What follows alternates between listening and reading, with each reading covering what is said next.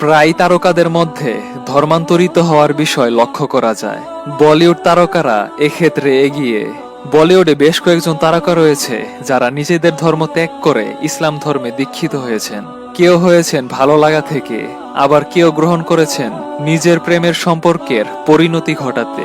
সেসব ধর্মান্তরিত তারকাদের নিয়ে সাজানো হয়েছে আজকের আয়োজন। আর রহমান ভারতের বিখ্যাত সঙ্গীত পরিচালকদের একজন, অস্কার জয়ী আর রহমান। সঙ্গীত জগতে সারা বিশ্বের কাছে এক নামেই পরিচিত তিনি। ক্যারিয়ারের শুরুতে তিনি হিন্দু ধর্মাবলম্বী ছিলেন। তার পূর্বের নাম ছিল দিলীপ কুমার। সুফি সঙ্গীতের প্রেরণা থেকেই ইসলামের প্রতি আকৃষ্ট হন আর রহমান। 1984 সালে তিনি ইসলাম ধর্ম গ্রহণ করে দিলীপ কুমার থেকে আর রহমানে পরিণত হন। আয়েশা টাকিয়া বলিউডের জনপ্রিয় অভিনেত্রী।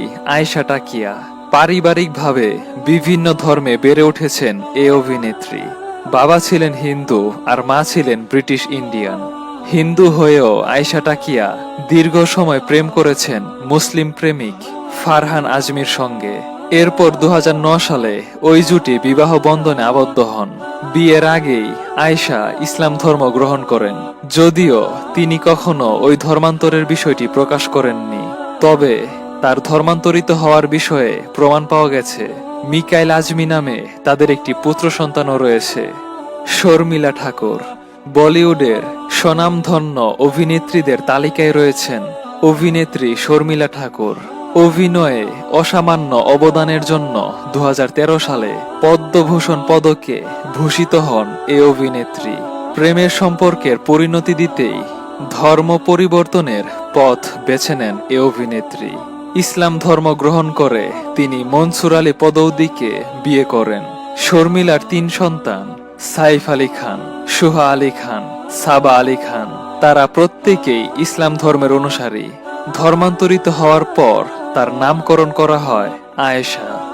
মমতা কুলকার্নি 90 দশকে বেশ কয়েকটি সুপারহিট ছবির নায়িকা মমতা কুলকার্নি।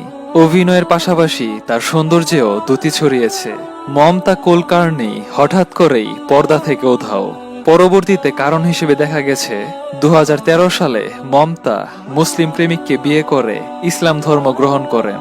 বর্তমানে স্বামীকে নিয়ে কেনিয়ার নাইরোবিতে বসবাস করছেন তিনি।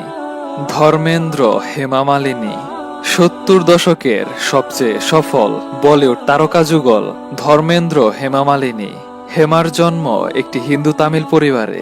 প্রেমিক ধর্মেন্দ্র হিন্দু ছিলেন, কিন্তু তাদের সম্পর্ক বিবাহে রূপ নিতে পারছিল না, কেননা ধর্মেন্দ্র ছিলেন বিবাহিত। হিন্দু শাস্ত্র মতে প্রথম স্ত্রী জীবিত থাকতে স্বামী দ্বিতীয় বিয়ে করতে পারবে না। তাই বিয়ের জন্য তাদের সামনে একটি পথই খোলা ছিল, আর সেটি হলো ধর্মান্তরিত হওয়া। দুজনই ইসলাম ধর্ম গ্রহণ করে বিবাহ বন্ধনে আবদ্ধ হন।